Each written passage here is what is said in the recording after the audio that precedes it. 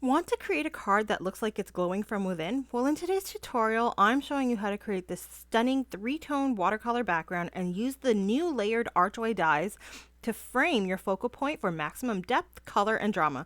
The vibrant sunset tones paired with this elegant window design create such a magical effect, and it's easier than you think. So these are the products that we're going to be working with. I'm using the Altenew Nesting Serene Archways die set to get that beautiful focal point. I'm using the Watercolor Compact Lush Terra to create our watercolor background.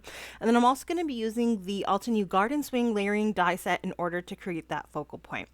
Now, I also have this card that I made earlier in the week using those Serene Archway dies. And I have a giveaway that goes along with that that's going on Instagram. I'm going to go ahead and post a link for that in the description down below. Be sure to comment on that because it does close on May 19th, so you want to get your comment in. So now I'm going to start with my watercolor paper pad here. I've got actually the little sheets, the A2 size cardstock sheets. It's cold pressed. You can use any type of watercolor paper you want. These are the ones from Artistry by Altenew. I do have the Lush Terra Compact here. I opened it up and I noticed that a couple of the cakes were broken. You don't have to worry about that. If that happens to you, just put the cakes back and then add some water to it, and that kind of seals the cakes back together. So to get started, I'm just going to add some plain old water to the center of this panel. I have put it down on my Altenew sticky mat. And it will not stay sticking the whole time. So once that paper or that cardstock becomes wet, it will kind of lift up a little bit, but it gives you a nice waterproof surface to work on.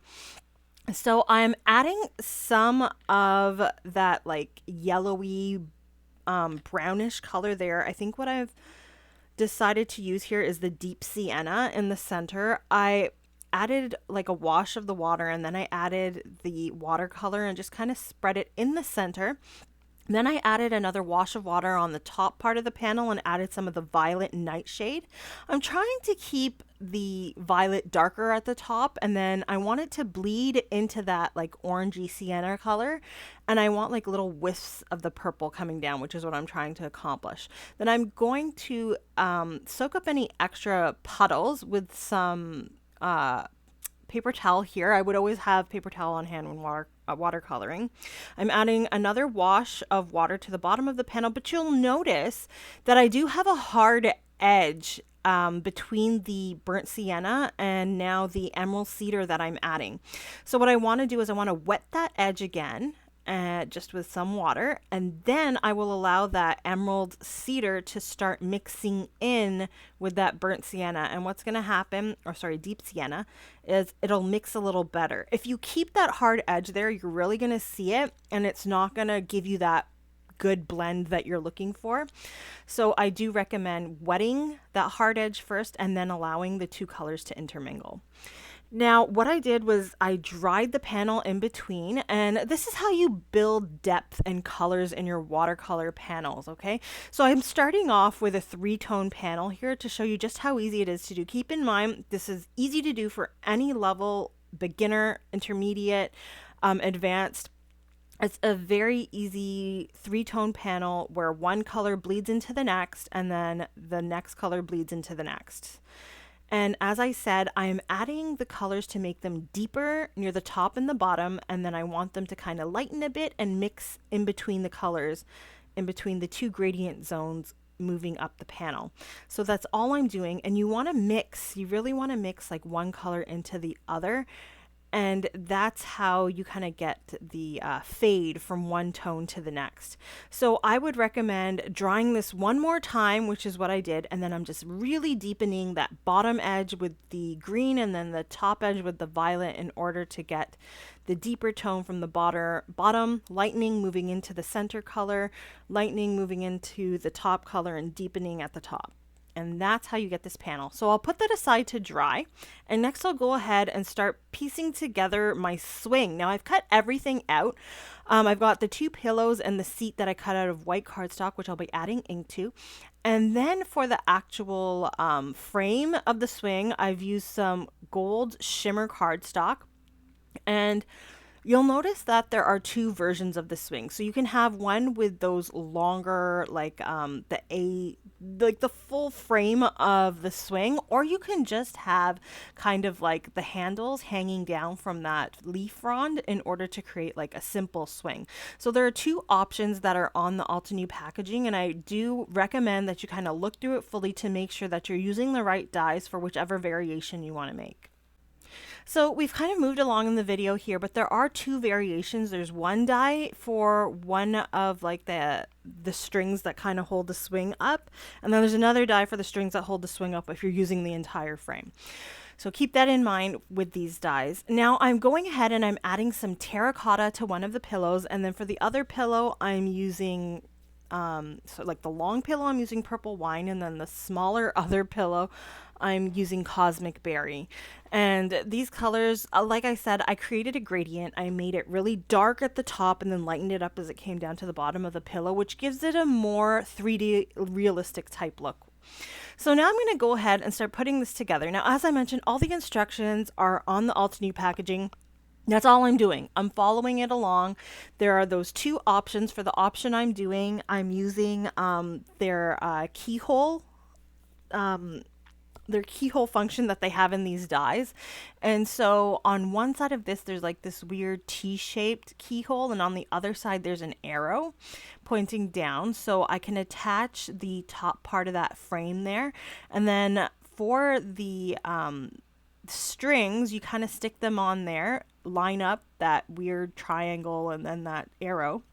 And then the swing portion lines up again. You got two other keyholes that line up. So as long as you're following those keyholes and the symbols are matching up and the keyholes are fitting together, everything should come together nicely. You can even see that for the seat portion, there's like a little notch out of it that allows you to know exactly where it's placed on the left side of that keyhole on the swing. Then you just want to add the arms of the swing, and I am tucking in the pillows to make sure that they get in there before that glue dries, because I just stuck the handle on. And then all that's left after I've got that done is to put the two other pieces of lumber, which would be the front part of the frame for this swing, together. So now I'm grabbing those serene nesting archway dies, and I think I've got the largest one here. I'm cutting it out of an A2 size piece of dark green cardstock, and that's going to create our like window opening, our nice frame that's going to highlight and show that focal point and then that glowing watercolor background that we created. Next thing that I'm going to do is I'm going to grab this other set that I have here. It's those One Go Love Sentiment stamp set. I'm going to go ahead and heat emboss it on some black cardstock. I'm heating embossing it with some Altenew rose gold embossing powder. I did use my anti-static powder tool there, even though I didn't show it in the video, which is very important anytime you're heat embossing. I'm going to go ahead and heat all of those sentiments up. Now, I love this set because you get so many sentiments in one go. I've got the coordinating die, which is going to cut all of these sentiments out with one swoop through my die cutting machine, and you can see all of these that I get. Now I'm going to grab one of these sentiments that I think is appropriate. The rest of them I'm going to put aside to be used for another time. Now my dried watercolor panel is ready to go. I did cut it down just slightly. I cut about a quarter of an inch on the left and the right side, the left and then the bottom, which creates an 1/8 of an inch border all the way around. I'm kind of placing my swing where I want it to go. I do recommend checking it with that frame that we created to ensure that you got it at the right angle and everything. And then I'm adding some foam adhesive to this, and I'm going to attach it, but not just yet. I'm going to put that leaf frond or that like the viney piece at the top of the swing there. And then I've got all of those flowers that I cut out using the flower die in this set. It cuts out all of these gorgeous flowers. Now, the way that it is it has like two layers to it. There's a bottom layer that's a complete solid layer, and then a top layer that has like the little hole in it that would show the center of the flower. So you can cut this in one color and then in yellow, and the yellow of the flower would show if you put the one with the hole on the top. Now I am just using purple, So I don't really need the ones with the holes, but I do end up using them because I'm actually going to be using gems to be the center of the flowers, which saves you some die cutting and some time. So I'm going to go ahead and I'm going to shape these flowers using a foam pad and my stylus tool here. And I thought that this creates some more dimension and depth to this card. So you don't have to do this step. You don't have to, shape the flowers, but I thought that it was just a little bit of fun and it helps us kind of peek out of that frame that we created, which is what we want. It's got that nice glowing look to it and it's got a lot of depth to it. So I'm going to go ahead and just put all of these flowers down. I'm not only putting it on that like that vine across the top of the swing, but I'm going to put some at the bottom, at the foot of the swing to show there's some flowers growing there and some kind of coming down on the sides. So there I have all of the flowers placed, and now what I'm going to do is I am going to put my sentiment on. So I've got another foam strip here, and I'm going to add the sentiment just at the bottom there because I really don't want to take away from the rest of the image too much. And then once that's done, I've got all these small, tiny little clear gems that I'm going to put in the center of all of these little flowers. So it takes a little bit of time to put the gems on, but for me, I find that it takes less time for me than it does for me to layer all of those tiny flowers together.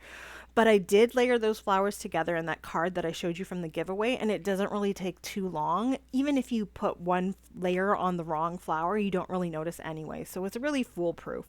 So that's my final card for you today. You can see how it's got that gorgeous glowing look with the watercolors. I do recommend you stay tuned to my channel. Please like and subscribe because I will be showing another video from Altenew with all the watercolors and I'm showing you some more watercolor techniques.